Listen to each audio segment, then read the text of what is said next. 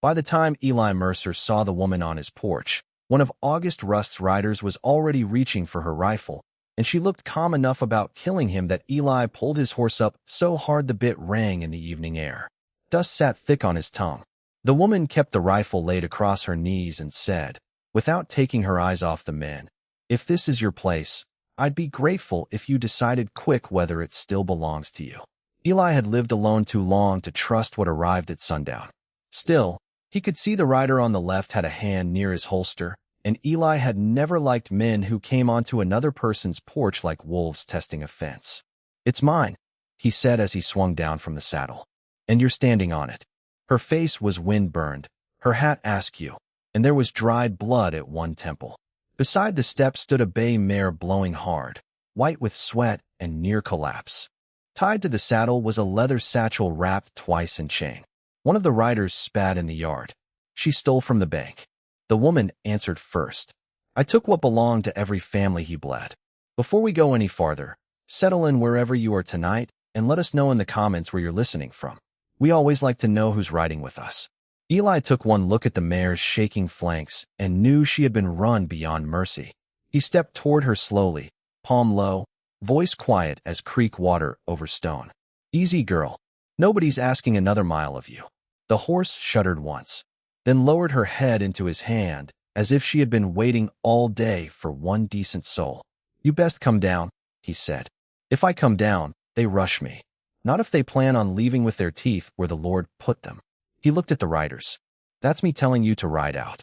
They laughed, but not kindly. Everyone in Red Hollow knew Eli Mercer had once been a man people listened to. Then the fever came through 8 winters back and took his wife, his 2 sons, and his baby girl between Monday and Sunday, and after that he stopped going anywhere people expected a whole man. Men like August Rusk took his silence for softness. The taller rider said, "August Rusk has a warrant coming. Then he can bring it with his own hands," Eli said. For one stretched second nobody moved. Then the woman shifted the rifle just enough for the men to understand she would not miss. The riders backed their horses, each pretending the other had suggested it first. "We'll be back," the taller one said. "That is the trouble with bad men," Eli answered. "They always are." The riders left in a run of hoofbeats and dust. The woman did not lower the rifle right away. "You may be the first fool I've met all week worth thanking. I've been called worse." Eli nodded toward the door. "Can you walk?" She rose too fast, swayed, then caught herself on the porch post. Pride held her upright longer than strength did. Eli took the satchel instead. "What's in this?" he asked. "The reason those men will come back with more of them." Inside, the house held the quiet of long practice. Soap, old pine boards, coffee grounds in the tin by the stove. No second cup left out by habit. No voices from the back room. The woman stood just over the threshold as if she had entered a church where she did not know whether she was welcome. "Sit," Eli said. She sat at the table but kept one hand on the satchel. Up close, she looked like hardship had sharpened rather than ruined her. A gold band hung on a chain at her throat instead of on her finger. "I'm Delia Hart." "Eli Mercer." "I know." She swallowed. "Your name is written 14 times in these books." That got his attention. "What books?" "August Rusk's private ledgers. Loans, notes, false liens, payments he never credited. Deeds he took from widows and ranchers too sick to sit up while he pretended he was helping them. He means to own half this valley." Eli leaned over the table. "And you worked for him." "I kept his books," she said. "There's a difference, though not enough of one for my conscience." "Why come here?" he asked. "Because he wants your land most." Delia met his eyes at last. "The spring on your north meadow. The only clean running water that does not fail by August. He forged 3 notices against this ranch already. I found the 4th ready to file." Eli felt something cold move through him. "I pay what I owe." "I know. That's why I stole the originals." From the shelf above the basin, a cup trembled when he set the satchel down. Delia followed his glance and saw the row of untouched children's cups behind the everyday crockery. Blue rim, red rim, a rabbit painted badly on one side. He cleaned the cut at her temple. She did not flinch until he brought out the whiskey. "Bad history with doctors?" he asked. "Bad history with losing people in rooms that smelled like this." "Fever." She nodded once. There were things a person could say after that, and most of them were useless. Eli tied off the bandage and handed her coffee instead. An hour later, hoofbeats sounded again in the yard. This time there were 6 riders and Sheriff Boone among them. His jaw working a clove stem like the world had left a bitter taste there. Boone held up a folded paper. Need the woman and the satchel. Delia went white, but did not move. Eli stepped onto the porch and shut the door behind him. On what charge? Embezzlement. Theft. Flight. And there's also a notice of immediate review on your land debt. I have no land debt. Boone handed him the paper. Rusk's bank seal flashed red in the lantern light. It was all there in neat legal language. Past due loan. Interest compounded. For sale pending if the claimant concealed bank property. You keep her, Boone said, and the auction goes forward by Saturday. Hand her over, and maybe Mr. Rusk finds room for mercy. Eli looked past Boone at the riders and knew exactly how much mercy lived in men who came armed for one tired woman. He folded the paper once, very carefully, and handed it back. Tell August Rusk if he wants what's in my house, Eli said. He should come try and take it before I bury him on the wrong side of the fence. Boone's mouth tightened. This is your last chance to be sensible. Eli's grief had carved many things out of him. Fear of powerful men was one of them. Ride home, Boone. The sheriff left angry. Rusk's men left mean. Saturday had just become the edge of a knife. Delia stood at the table when Eli came back in. You should have given me up. No, you don't even know me. I know enough. A man who runs a horse till her heart near bursts won't stop with livestock. A sheriff who talks about mercy after dark with 6 armed men at his back has misplaced his soul. And if I hand you over tonight, I'll wake tomorrow and still be the sort of man who did it. At dawn the valley looked indecently peaceful. Delia stood at the basin with her sleeves rolled while Eli walked the bay mare slowly in the corral until the animal stopped trembling and trusted his hand. You talk to horses like they're kin, Delia said. They're easier company than most men. She almost smiled. That I believe. They spent the morning with the ledgers spread across the table. Delia's fingers moved quickly despite the bruising at her wrist. She showed him where numbers had been altered, where payments had vanished, where a widow named Mrs. Vale had somehow signed away 60 acres though she could not write beyond a crooked V. Then she found Eli's page. What? He asked. There was a note your wife signed. He went still. Read it. Emergency medicine advance against seasonal water rights, redeemable upon repayment in 90 days. But the original amount is scratched beneath the ink. He changed it after. She slid the ledger toward him. And there's a second notation. Payment received. Full. Never credited. Eli read the line 3 times. Hannah's name stared up in a hand he had once known better than his own. For a moment the room tipped, and he was back in that week of wet cloths, bitter broth, and children burning hotter by the hour. I paid him, Eli said. Sold 23 head and paid him in coin. I know. He took it anyway. Yes. They went into town by noon because hiding had never once saved a decent person from a bad one. Red Hollow sat baked under white sun, all false fronts and hitch rails, the mercantile bell jangling whenever the door opened. Mrs. Vale stood by the flour sacks with her shawl pinned crooked. So it's true, she said. Eli Mercer's decided to trouble the valley. That would be a nice change, Eli said. Mrs. Vale looked at Delia and saw more than was offered. Then you'd best both be hungry. Trouble goes badly on an empty stomach. At the back counter, storekeeper Ben Larkin polished the same patch of wood in nervous circles. August says the woman's a thief. Delia answered him herself. Then August must know his money better than his books. Outside the bank, August Rusk emerged in a black coat too fine for the dust under it. He had the smooth face of a man who delegated his cruelty whenever possible. Mercer, he called, warm as poison. You've taken in a dangerous employee. She resigned, Delia said. Rusk ignored her. Bring back what is mine, and I'll forget this misunderstanding. Eli said, funny. I was about to suggest the same. Rusk smiled without pleasure. You are not built for legal matters. You are built for fences, cattle, and grief. Stay in your proper trade. Delia heard the blow of it. So did half the street. Eli stepped off the boardwalk. My proper trade today is deciding how much disrespect a man can afford before it costs him blood. Boone appeared from the side alley, hand on his belt. Rusk lifted one gloved palm, the picture of reason. Saturday, he said lightly. Bring the papers if you think they help you. If not, I'll see your place sold lawful and clean." As he turned away, Delia said, "Lawful men do not keep secret ledgers, Mr. Rusk." He looked over his shoulder then, really looked at her. "You were fed under my roof when no one else would hire you." Delia did not blink. A snake under a porch still calls it shelter. Back at the ranch, Eli found Delia mending a loose slat in the chicken yard while the hens complained around her boots. "You can still go," he said. "So can you. I mean it. Ride south tonight. Take the papers. Save yourself." She set the hammer down. "I saved myself once already. It bought me 3 years in August Rusk's office and a soul that kept waking me before dawn. I'm not paying that price again." Eli leaned on the fence. "Why were you working for him at all?" "My husband died in a freight accident. He left debts I didn't know he'd made. Rusk bought them. He said keeping books was respectable work for a widow with no land and no brothers nearby. I told myself numbers weren't the same as harm." She gave a dry laugh. "Turns out harm adds up very neatly in columns."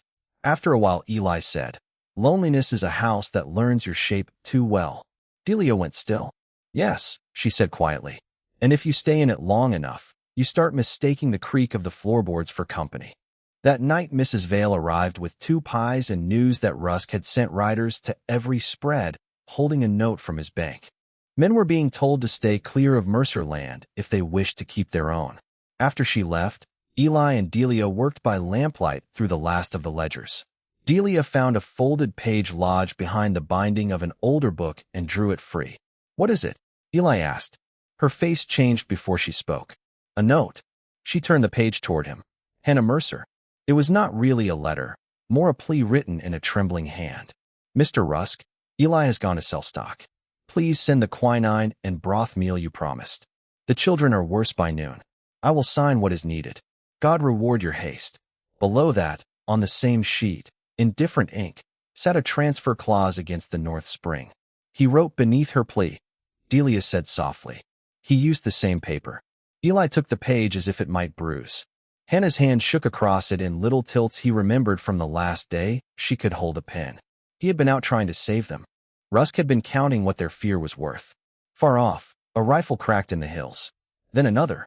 A third shot came from the lower pasture, followed by the wild bawling of cattle. What would you have done in Eli's place, right there where the heart splits between caution and loyalty? Would you have saved yourself while you still could, or opened the door wider to the one person certain to bring trouble through it? Eli was already moving. He took the Winchester from its hooks. "Seller," he said, "I'm not hiding." "Then don't hide. Help me."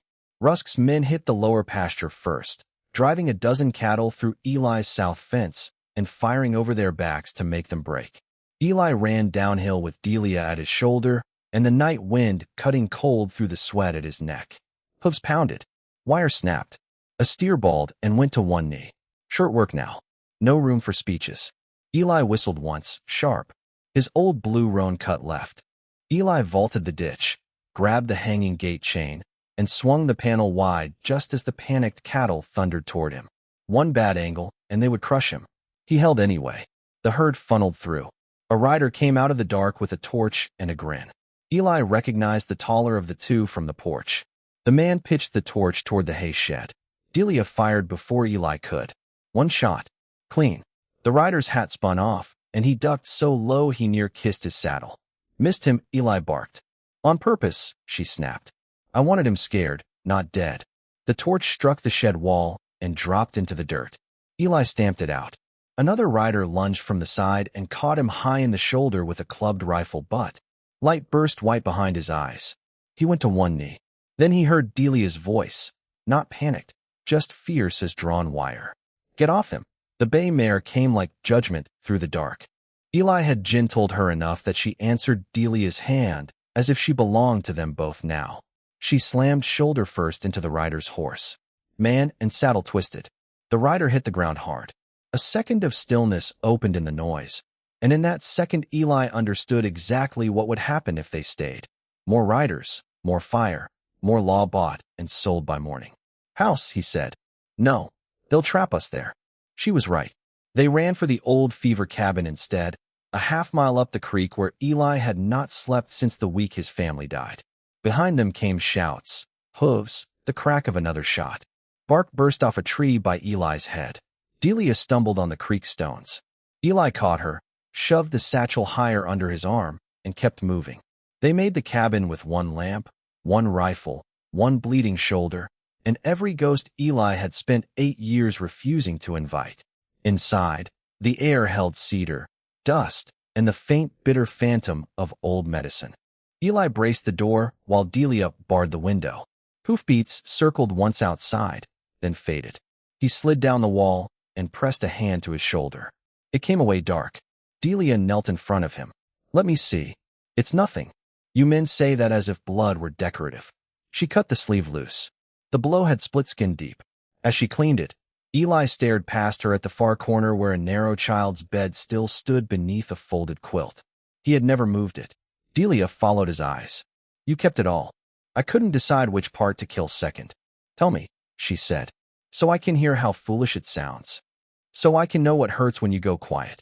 Outside, wind moved through the pines with a hush like skirts across a church aisle. Eli looked at the floorboards. "The doctor said send the boys away. Said maybe the baby too. My Hannah wanted to. I couldn't bear the thought of strangers having them if." He stopped, then forced the rest through. "I told her no. Told her family stayed together. By Sunday I had buried all 4. Delia closed her eyes once, receiving the blow of it. "You think love killed them. I think my choice did." She wrapped the bandage and tied it firm. "My husband begged me not to read his account books. After he died, I found enough debt to drown a town. For a year, I thought if I had looked sooner, if I had asked harder, maybe I could have saved him from himself." She touched the ring at her throat. "Grief is greedy. It will eat blame from any hand that offers it." She drew the ring from the chain and set it between them on the floorboards. "I loved him. He failed me. Both are true." Eli reached into his coat and took out Hannah's note. Delia read it again in silence. "He used her fear," she said. "Yes. He used yours too."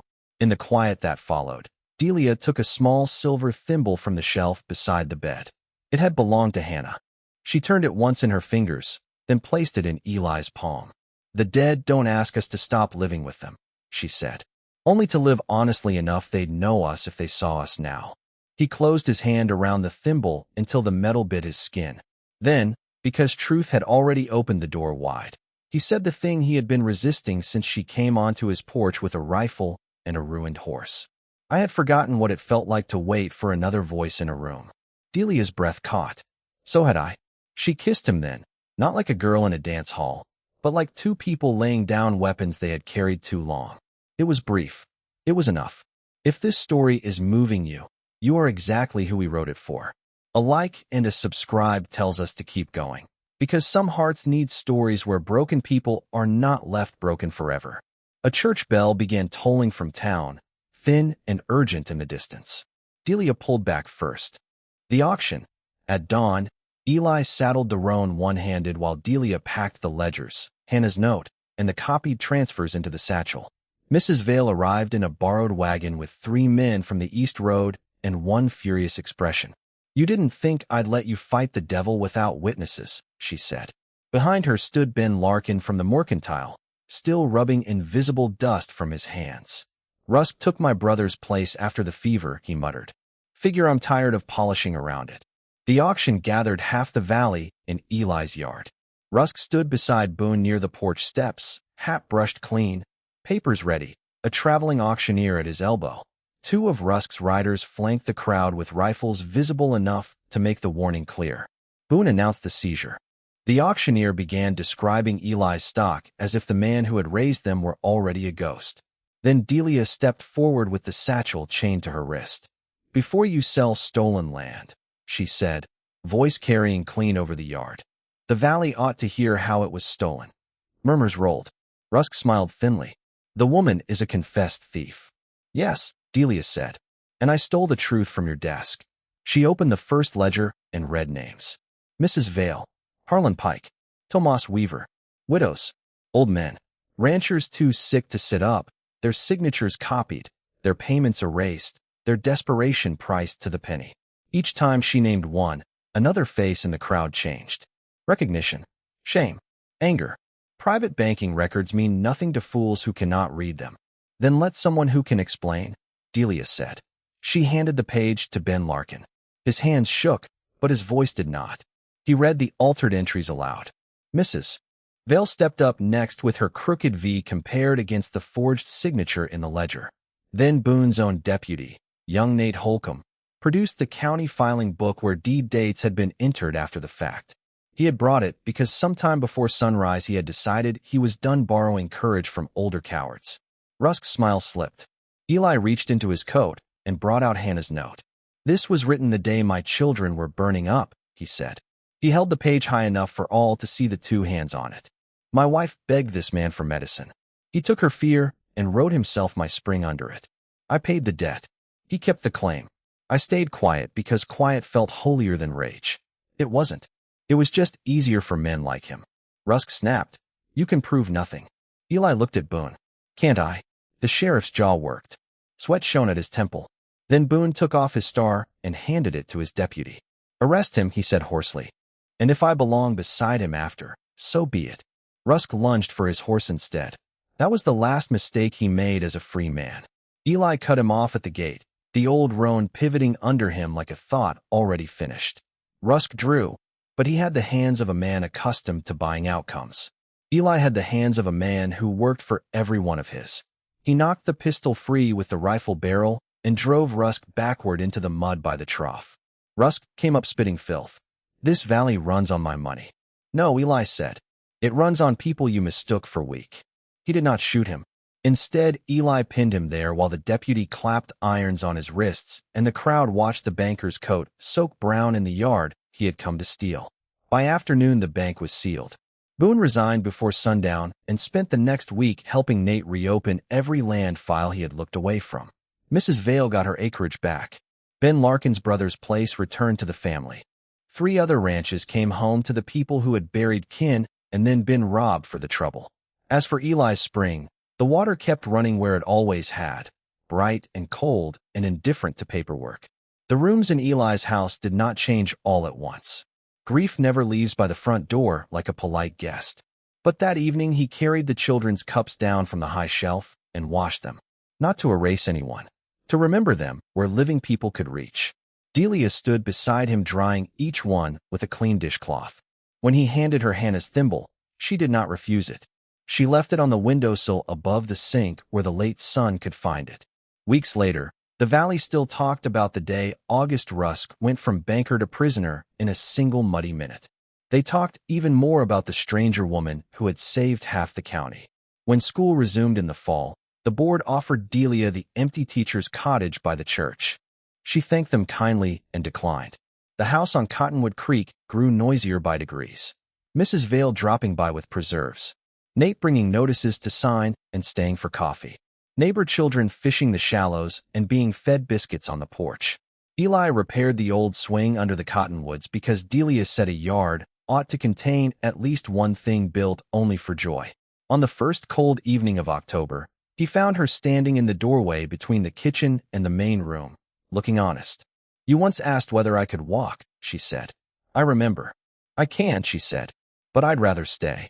He crossed the room slowly enough to give her time to change her mind. She did not. By the spring after they married, the creek swelled with snowmelt and the meadow turned that impossible green that lasts only a few weeks before summer hardens it. Mrs. Vale's granddaughter sat on the porch steps while Delia showed her how to hold a pencil without strangling it.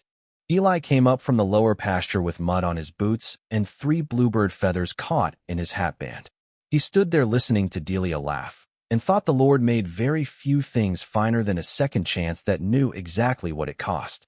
By sunset the windows shone amber, supper cooled on the table, and their 2 shadows joined across the yard while the cottonwoods whispered over the running water. Next time, we'll tell the story of a deaf seamstress left at a mountain boarding house with nothing but a locked cedar chest, and the scarred former marshal who realizes the chest is not the secret she's trying to protect. Until then, keep a lamp lit for the stories that find their way home.